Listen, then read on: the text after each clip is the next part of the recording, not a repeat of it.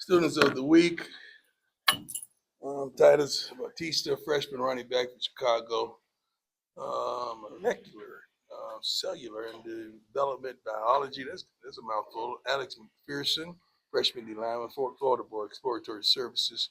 Spring game will be televised. ESPN2 will broadcast spring game on the 19th. We got to sell this thing out and pack this thing because the way the trend is going, you never know if this is going to be the last spring game. I don't believe in that. I don't really want to condone that. I would like to play the spring. Actually, I like to play against another team in the spring. That's what I'm trying to do right now, to have it competitive. Playing against your own guys kind of get monotonous, and you really can't tell the level of the guys because, it's the same old, same old. Everybody kind of know each other. Towards the end, I would like to style it like the pros. I would like to practice against someone for a few days, then you have the spring game. And I think the public will be satisfied with that tremendously. I think it's a tremendous idea. Yeah, I've told those personnel who should understand that it's a tremendous idea. Big 12 Pro Day and CU NFL Showcase. Pro Day is in Dallas Tuesday to Friday. I'm actually trying to attend that Pro Day to support a multitude of our players that's going to participate. Some won't. They may attend, but some won't because they're going to save it for our Pro Day because we should have all 32 teams in attendance because we got that many players that can fly out play the game. That's April the 4th in the indoor. Nike Coaches Clinic, about the top 50 high school coaches, top 50 high school coaches from around the country here today and tomorrow for a 2-day clinic. They've been phenomenal. They started off with us in the meetings. They've had um, access to our practices, to our meetings, to everything, and I love it because a lot of these guys feature guys that we're recruiting right now. So it's good to form a relationship. A lot of these guys I knew from coaching high school football, coaching the plethora of Under Armour All-American games that I've coached. So there are a lot of friends out there. New staff hires and moves. You understand Marshall Falk is here. Gunnar White is the head offensive line coach. Andre Garrard, who's awesome, played here. George Hageman moved to assistant O-line coach. Um, George Hilo moved to DN coach. Pecco, D-line coach. Pollock moved to special teams coordinator. Uh, Grant Hammer, new OC. Swayze, head strength and conditioning guys. Gordon Nams, new assistant coach for strength and conditioning. We have a couple more of huge moves. We'll probably make this week, maybe one next week that you're going to really appreciate the understanding of how wonderful this staff is. I always tell you that Rod and that staff, they comfort me, and these guys that we're bringing in, along with these guys I just announced, gives me tremendous comfort. Recruiting by the numbers, 31 total players, 14 from high school, 17 from the portal. 13 was 4 and 5-star recruits in the class. CE record, 3 is highest totals now the last 3 years. Juju is the 4th 5-star signed in the last 3 years, doubling that total from the previous 25 years. So we're doing pretty good with high school guys, contrary to what people may think or say, but we don't care. 9 of the 14 are 4 or 5-star recruits, 4 from Florida, 3 from Texas, 2 each from Georgia and Tennessee, plus Alabama. I love the South, you know that. Alaska. I didn't know we had somebody from Alaska. I'm just joking. Colorado, as well as Michigan. Webb Walker finishing his final phase of chemotherapy treatment in Boston, and then he'll meet with his doctors about the next step. I'm very excited about that. We love him. We appreciate him. And we're praying for him and his family immensely. I truly did miss you all. A lot of things have transpired, but I feel like we will have a better team. I really do. I think I know we had a few phenomenal players that you're going to see get drafted. But as a team, I feel like we're better on both lines. I feel like we're better in the backfield, especially with the addition of Marshall Falk.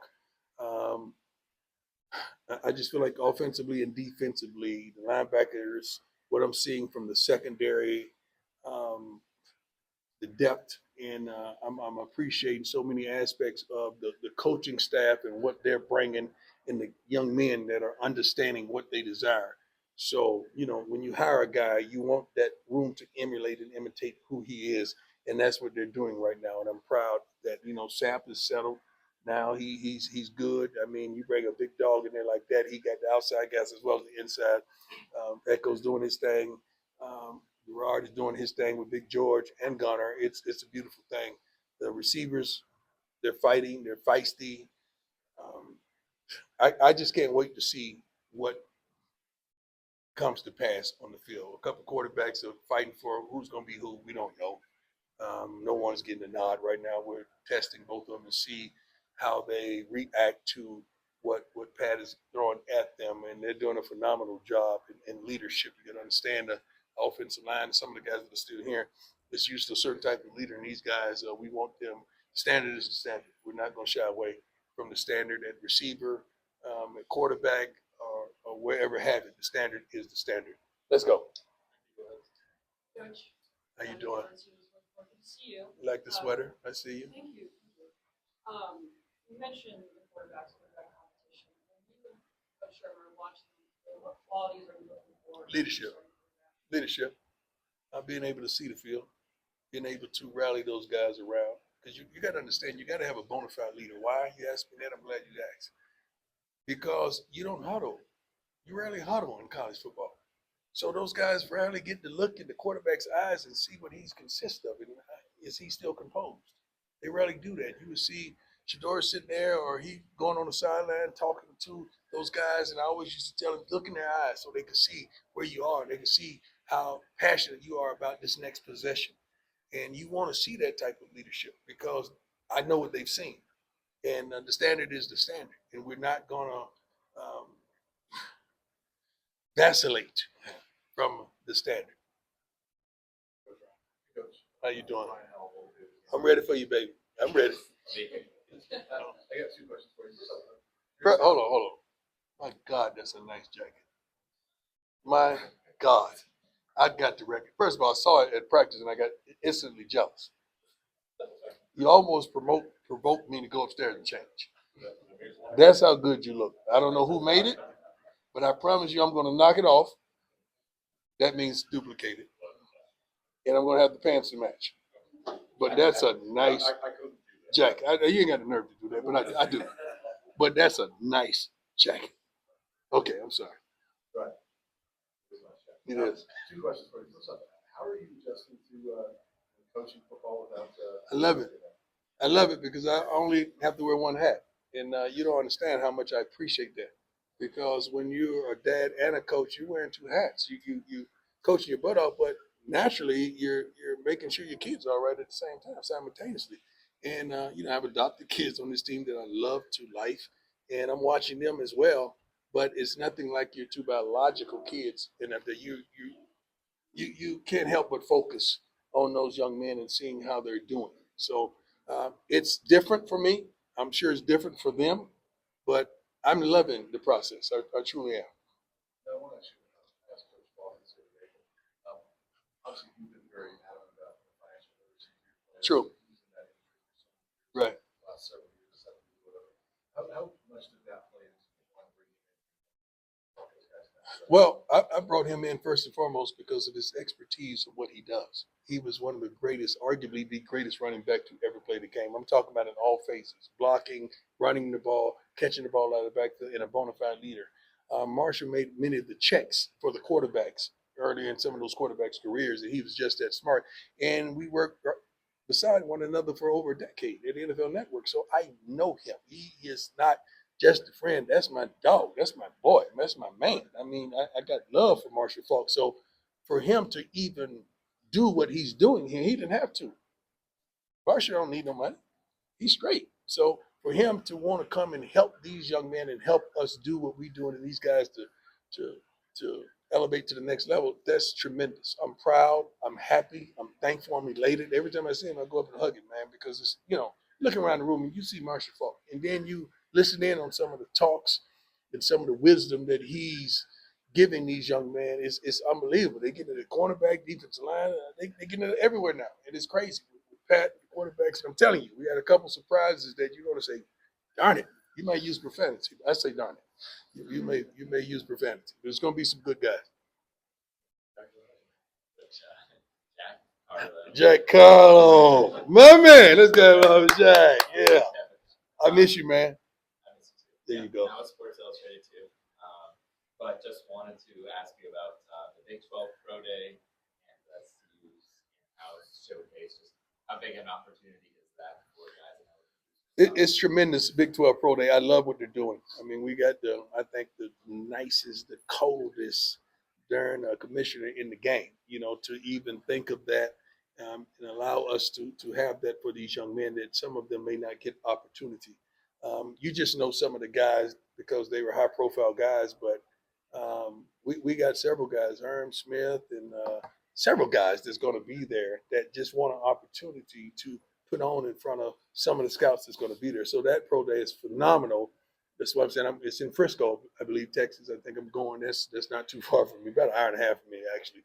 But I'm going to try my best to be there. I know some of our young men are going, and they're probably participating in some of the interviews, but they're going, and I'm happy about that. And our pro day here is going to be televised. I think the NFL Network may carry it as well.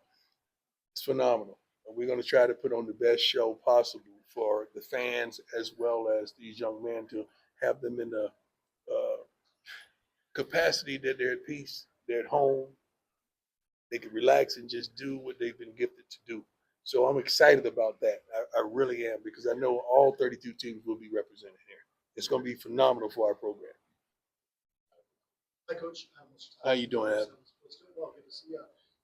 We had a chance to talk to Coach Gunnar White last week. Yeah. He said when he got to Jackson State, he was a little bit starstruck. Yeah. And so he just put his head down. And he did. Him, start taking notice of his potential. He's a workaholic. First of all, he works his butt off, and he compliments normally the head guy at the offensive line pretty darn well. He's going to be there at the wee hours of the night. He's going to make sure his job is complete. Usually when I get up to the offensive line, their stuff, the paperwork is on my desk first because we grade the young men after every practice. And he's been doing it for years. He has it there first. That's just who he is. Tremendous father. Two beautiful young ladies that he's raising. And I see his wife and the kids all the time. And I love him. He got the biggest calves you ever want to see. The biggest calves you ever want to see. And he's a black belt. I don't know if he said that because he was in a black environment, but he said he was a black belt. I don't know if he said that to scare us, but he said he was a black belt when he was in Jackson. And he graduated from Jackson State. So that was phenomenal. But you talking about a man that's passionate about what he does and deserve the opportunity. When you win, you elevate from within. When you lose, you go out and find something outside the house. Remember that, guys. When you're on your job, wherever you are, if you're successful, you elevate from within because you guys will soar and go somewhere else, prayerfully to a bigger check, a bigger payday, if that's what you choose to do. But that's normally the process. But I love Gunner. He's a good man. He's a good person, and he deserves everything he has coming. What's up, boss? You blowing up, huh? I'm trying. Yeah, I see you everywhere. Yeah. I wanted to ask you about just kind of how much of a priority was for you in this program this offseason. What's Robert Lewis? Oh, shoot. That had to be the number one. That had to be the number one purpose that we had, as well as Pat. No sleep on Pat. Is doing a tremendous job here. But Rob was on everybody's list to try to secure his services. And he deserves everything he got coming and then some. When you get a guy and you have success, you're not going to keep him long. We didn't even have success in the initial year that you thought because we were 4-8. Man, God, I haven't heard that and said that in a long time. That used to be on social media all the time. I never see it anymore. But we still lost several really good coaches. Now, when you win, you expect to your staff to be ravaged. You expect that, and he was the top dog. Don't sleep on Coach Mathis. The Saints wanted him as well. So, but we got over 20 years together. It's going to take a little more than that. I know they came with a bag, but we're going to take a little more than that. That's my dog. It's my buddy, and he has a coordinator ability. But Rob is not only a great coordinator, but he's a good man. A great father, a great dude that the kids love and enjoy. So I don't know if we're going to be able to hold him after this season, but I'm going to enjoy this ride. I really am. But he's one of the best in the business, as well as Pat and the rest of our coaching staff. We have a wonderful coaching staff. Please don't underestimate that. Please take notice the way these young men communicate with these young men we have in that locker room and the way they communicate with one another. it seems like every time we lose, we gain. Every time we lose someone, we gain someone, and which kind of is kind of a more, I'm not going to say a better fit, but a more pleasant fit. If I'm analyzing that correctly. Trying to be kind. Go ahead, Pat. Go ahead, Pat. How you doing, sir? Oh, sir. Thank you.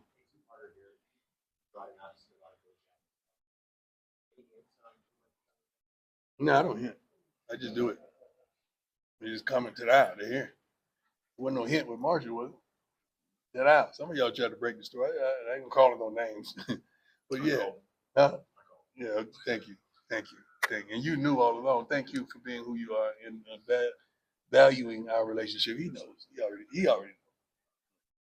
The second part is, I know how much you love it here and how much you love it Yes. here. Is there any talks of a contract extension? Is that something It may be. I don't know. They ain't worried about me. Let's get everybody else straight first, then I'm good. Yeah.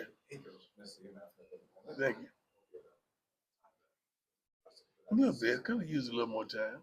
All right, so one of the things that we didn't get a chance to ask you last season were what your off-season priorities were. We talked about it after the Utah game, your first year, Right. running the ball one end, Right. stopping the run one D. What would you say Same was thing. the sauce? Well, I think we addressed it differently. Usually we address it with personnel.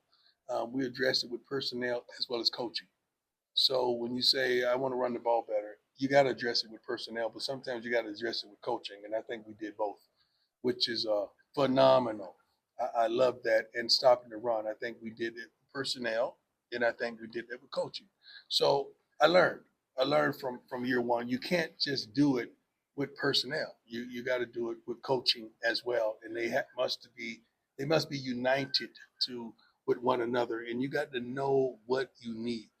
Not just grabbing somebody from the portal. You got to check them out thoroughly, make sure it's a fit, just not athletically, but do he fit with the culture and what we're doing here at CU. And I'm happy and I'm elated what we have in house. We still gonna go fishing for a few more, and we gonna come up. We already know that. That's probably why everybody's moving to stop spring games. I don't know why. You're not gonna stop nobody from leaving your program by not having a spring game. If you want to save money, just say that. But you're not going to stop. The kids already gone. Like they already reached out and contacted somebody else. They already gone. Like that's not going to stop. I'm not going to have the pro. It's like I'm not taking your little lady to the prom. Yeah. Whoever gonna get her, they gonna get her. All right. As soon as you go to college, they gonna get her. So it is what it is, man. It's not gonna stop it. I'm just thinking of a way to improve it. That's why I want to play against somebody. Couple more. All right, go ahead. Good to see you again. Good to see you, sir. So when Patrick Surtain second got drafted, I asked his father what had been more nerve-wracking for him, his own draft day experience watching his kid. He said part of watching his kid. So I'm just curious with you as Shiloh's, who are kind of heading to this big month, you kind of compared to Diamond's guys. Is there any difference in Yeah. nerve-wracking? No, it's not nerve wracking. First of all, it's a blessing. They received a lot more ignorance than I did. I received some, but we didn't have the social media channels and all the different things that's privy today, so you could get a breast of all that. Not at all. I mean, you got to understand, I was a two-sport guy at the time, so you can imagine what it would have been like with all the hate and the naysayers. I was a little different. It was a team I wanted to go to that I made it possible for me to go to that team and that team only because I had the leverage of playing baseball, and I'm thankful that the Atlanta Falcons chose me. That's where I wanted to go. My kids don't have the luxury of saying where they want to go. We would never do such a thing. And I told you, if that would come to that, I would quietly talk to that team behind the curtains. I would never put them on blast for nothing of the sort. Shiloh's working his butt off. I can't wait to see him run the forward and do his drills because he's been working with Swayze on all of that. I can't wait to see how sharp he is.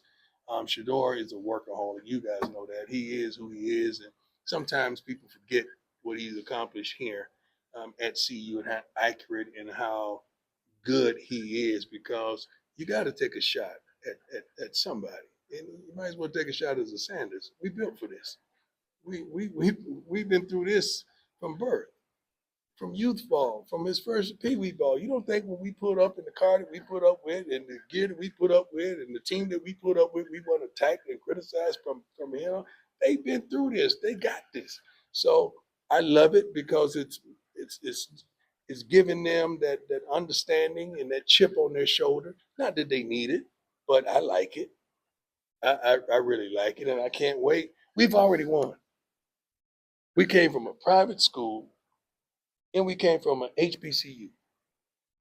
We won. He's getting drafted. He's gonna go in the first round. Jello's gonna do his thing. All he needs is opportunity. We've won, man. We've already won. So we're thankful, and we're just trying to pave the way for others. So we can't lose at this point. We're so darn blessed. We're not stressed. Do you see how I look right now? Do I look stressed? Let me take these glasses off so you can zoom in. Do I look stressed? No, I look blessed. Okay. So, I don't know what they expect from my kids. They daddy's sons, man. Please. We're used to adversity, we're used to ignorance and adolescence, we're used to that. So if anybody could handle it, I think they can. And I'm a proud father, not for the stuff that you know about. I'm proud for the stuff that you don't know about that they've gotten through. I am. Take two more and then we gotta get back to the go ahead, Ryan. Ryan Skulls from Rapid Report. Speaking of Shador, hold on, I gotta ask. This is my son. Hey, son, that was really him. That was right on time. That was the spirit, wasn't it? Let me see if he has something to say to y'all.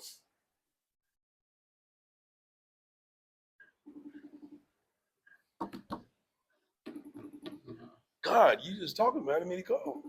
Is that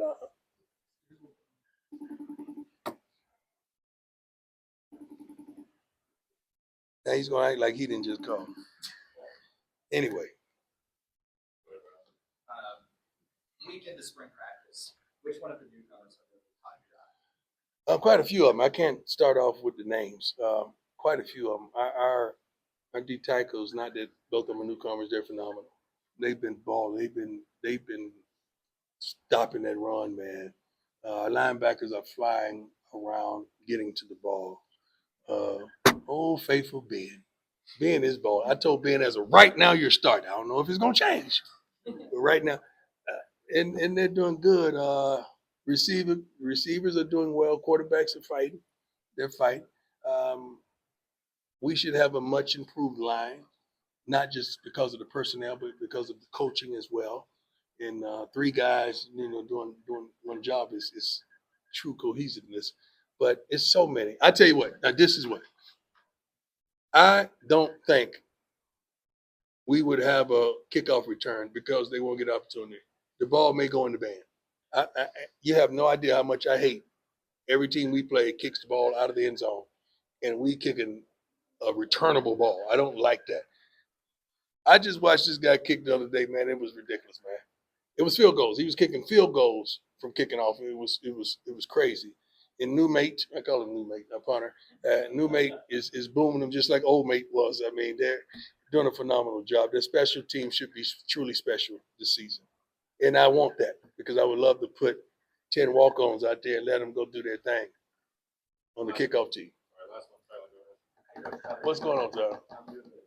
I wanted to ask about Jordan. Obviously, the team, Yeah. leadership role going into the sophomore. Yep. How impressed have you been with him, not just on the field, but off the field? He's one of my favorites. I love him to life. He spent a lot of time with Shador, and he's picking up a lot of traits. He's in a darn Maybach, by the way, car better than mine. Looking good in it, too. But he's a big old kid, man, and he comes to work every day. He just did Indy today. He didn't practice because his back is hurting a little bit, but he was involved in the practice without practicing, and I love that, like encouraging the guys, telling them what they did and what they need to do. So he's such a good young man, and not just the talent, but the character. And that's what we're looking for here at CU. Smart, tough, fast, disciplined young man with character. And he epitomizes that. I'm gonna tell you one other kid that I really like before I go, Isaiah Harge. I love this young man with so many others, but he stands out because I don't know if the last home game we had 3 guys that play both ways, and he was one of them. Brown was the other one, and of course Travis.